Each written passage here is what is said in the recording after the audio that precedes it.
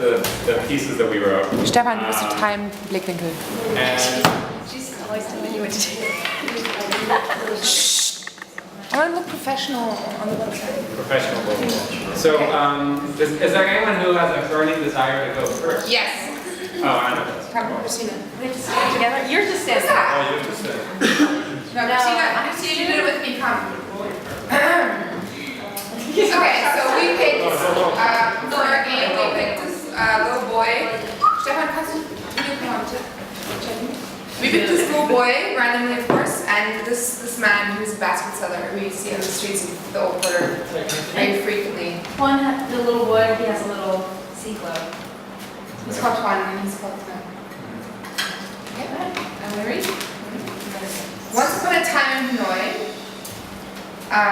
on Nho Bacio, lived a boy with his mother who made the tastiest bún đào in Hanoi, and his father, Tan, who sold rattan baskets in the streets of the old quarter.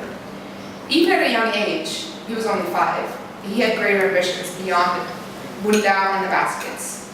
Luckily, he was charming and picked up English from the foreigners. He was indeed so charming, someone saw his ambitions sparkle in his eyes and bought him a baby sea globe.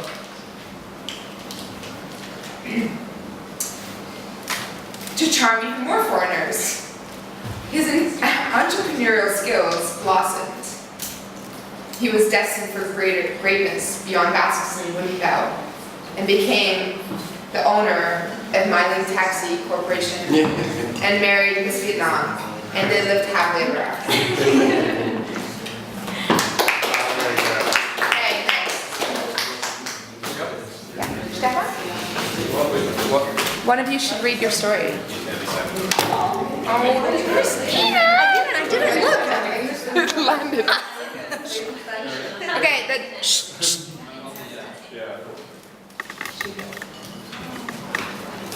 This is the Wait. This is our man for context, the policeman. Okay. And the other person? This is a BMX bike rider. Okay. Very short, right? Yes. I know a man in Hanoi who guarded the city from fun. He banned all sit-ups and said that the cops would enforce the new law with their guns. Yay!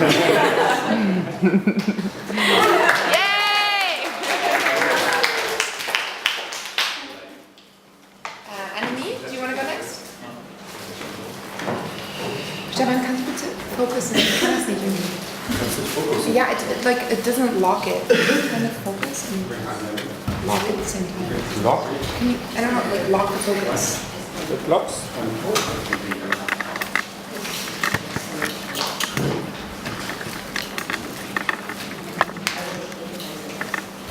We've got Solace Beach with 2 white chicks on the beach, bikinis, and then you just policemen with.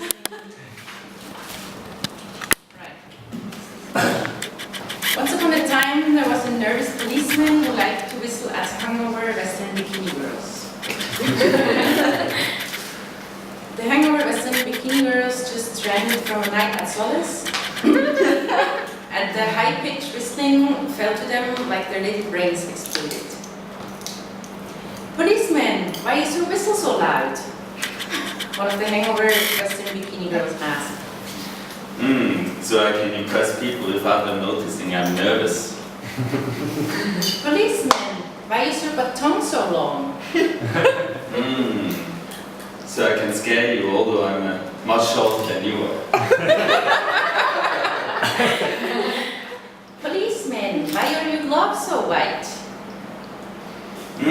So I can arrest you without breaking my nice long fingernails. Sorry. This is obviously not getting anywhere, one of the girls said. Quite a common expression when you are hangover in Hanoi. But as you can guess, the chicks just continued living happily ever after. And if the policeman didn't die in a traffic accident, he still whistles at hangover Western bikinis. Woo! Nice.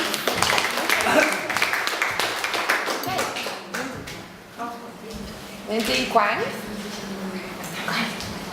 No, pegando.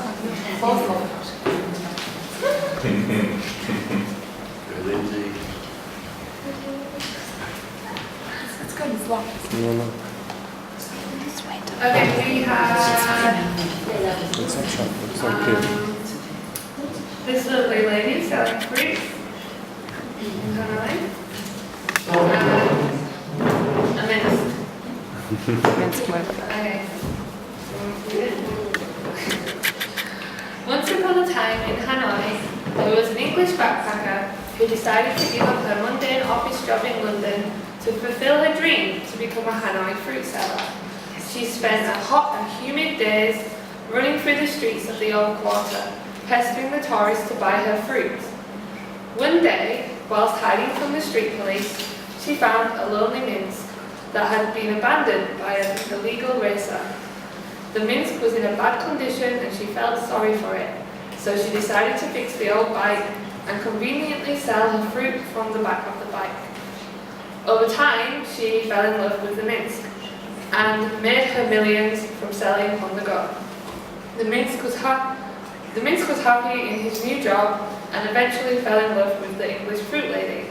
And they lived happily ever after, until she was unfortunately arrested for not having the correct selling license, and the minsk was deported to Russia.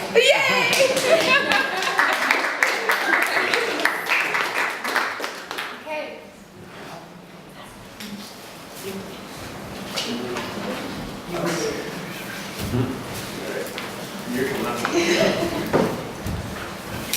Okay, so we have a lovely young lady on her Vespa and this key cutter. You can't tell he's a key cutter unless you look closely, but he's a key cutter.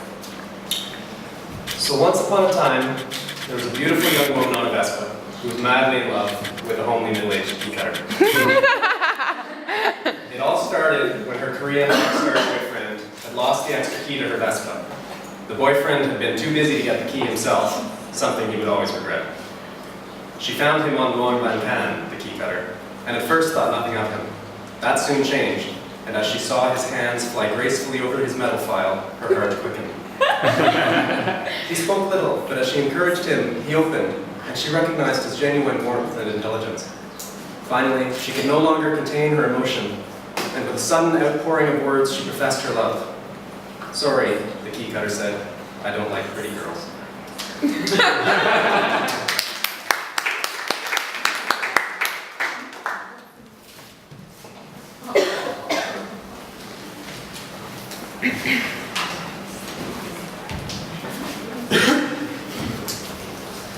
Okay, so we have our pictures. So we have a woman carrying, I'm not sure the Vietnamese word for this, but it's a basket, like 2 baskets with a strap. And we have a cow pulling a huge load here, a buffalo. So we've got the bovine variety. So we got down to dot points at the end because our creativeness was stifled. Oh. No, it's all right. Once upon a time, in a small town called Tan Hoa, was a small hut on a small farm that housed a small family. A man and a woman, Duk and Yen, had been farming on that plot for 15 years, but rarely managed to save any money from a harvest. Their single-spotted happiness and their greatest blessing was their daughter, Huan Yen. Thank you. A clever 10-year-old who already helped with the work of transplanting rice, cooking meals and tending the livestock. However, they acutely felt the desire for more children, especially because Duk was his family's only son, and his mother was always pestering him to hurry up and have a boy. Worried and eager for advice, they consulted a geomancer, a fortune teller and a monk at the village pagoda about their inability to bring a son into the world. Curiously, everyone repeated the advice that they should forget all about another child. After a year of bad harvest and busily ignoring the experts' counsel, the couple was delighted to realise that a second child was on the way. After an unusually difficult pregnancy, Yen gave birth to a beautiful, healthy baby buffalo. Horrified by the creature's appearance, Duk prepared to drown the buffalo calf, but was stopped on the way to the river by the geomancer. Don't drown the animal, the geomancer said. A hand-rolled cigarette hanging from the corner of his mouth. It'll make everything worse. Just accept it. Bring it up like your own child. The buffalo was... I'm just going to have to do this. Yeah, got points now. The buffalo, the parents spared no expense raising the buffalo as their own, and in time the farm was neglected due to their raising of this buffalo. After a bad crop, they had to send Hon Nguyen to Hanoi to sell fruit and veg from a shoulder pole so she could send money home to help her parents raise their buffalo. One day she passed a buffalo who reminded her of her brother, and she wondered how he was doing back in Tam Hoa, and asked herself, who now is the beast of burden, me or him?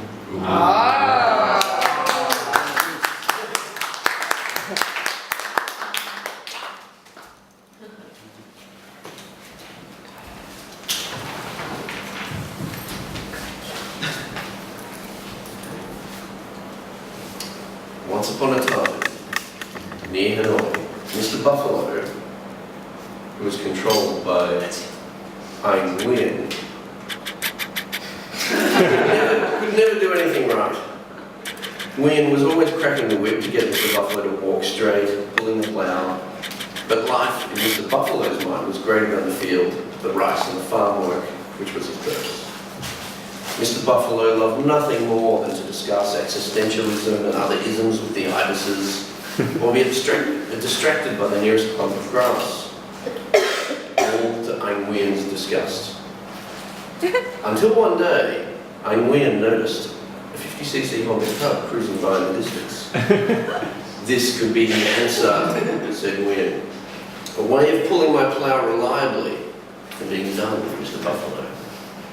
So Ein Nguyen went out and bought a 50cc Honda Cub from the new Hanoian, and lo, all was good. Such shiny wheels, a stout frame, and a gleaming headlight. Nguyen decided to lie out on the Cub, like the sound drivers he had seen in his youth. You can see here. Something came over him. The handlebars cradling his worn-out shoulders, his feet nestled at the frame at the back. Suddenly, Nguyen was smitten with the desire to talk about existentialism and other isms with the fur shop owners, or be distracted by the nearest naive tourists.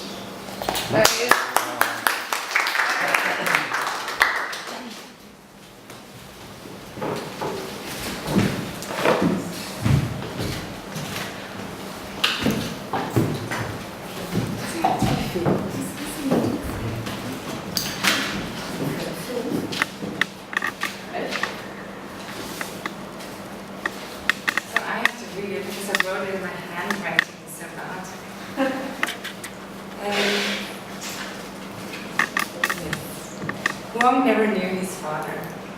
He lived a simple life in Hanoi, earning his living as a sailor driver. But his mother always told him, never forget you're something special. One rainy day in autumn, he's watching the lonely swans on the West Lake, as he always does at his favorite spot. Something catches his eye. There's something red on the lake, and looking closer, he sees a beautiful girl fishing on the lake. Suddenly, there's a turtle appearing in the waters, turning over her little boat. Without hesitation, Wong runs to the lake and jumps on one of the swans. Help! Help! Is the beautiful fishing girl screaming. I cannot swim! Paddling wildly, I'm not sure what the term is for the boats. Yeah. Paddling. That's correct. Sweat dripping over his face, he arrives there. Without thinking, he jumps into the dark and dirty waters. And that's it. Aww. He never found out why he was so special. Nice, thank you.